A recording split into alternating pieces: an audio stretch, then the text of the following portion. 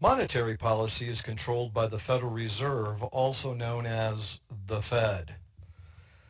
If the economy is beyond full employment, what the Fed would like to do is use contractionary monetary policy, and they could do this through open market operations, which is the most used tool used by the Federal Reserve. Now, they can, in this situation, sell bonds. And if they sell bonds to banks or individuals, then the banks or the individuals give the Fed money, which then reduces the amount of excess reserves that banks have. And as the bank's excess reserves goes down, then banks will begin to call in loans.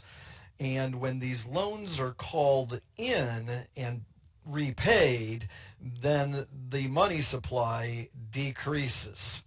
As the money supply decreases, then this drives up the nominal interest rate. As you well know, people don't borrow because of the nominal interest rate. People borrow because of the real interest rate. So we'll look at the Fisher equation. The Fisher equation states that the nominal interest rate is equal to the real plus the expected inflation rate shown by this pi symbol. So if the nominal interest rate goes up and people expect that the economy is going to get better, this brings the price level down and it brings inflation down, obviously, and so inflation will go down. Now, looking at this formula, if nominal is going up and expected inflation is going down, then the only thing that could happen to real interest rates is that real interest rates will go down. We're going to go ahead and put an investment demand curve in now. So here's what happens. As the Federal Reserve sells bonds in the open market and tries to reduce the money supply by doing this, the nominal rate goes up, and at the same time the real rate goes up, and as the real rate goes up, then the quantity of investment goes down.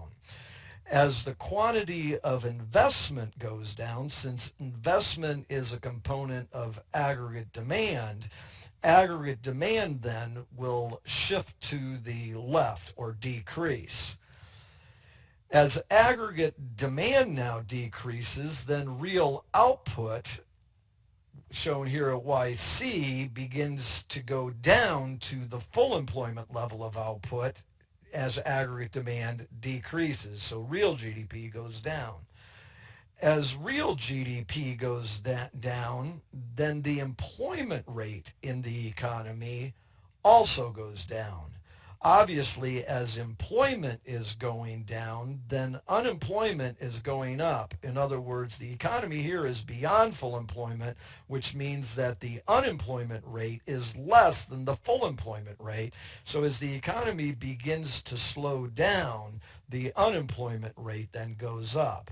And then last, as the economy begins to slow down, then the price level begins to come down.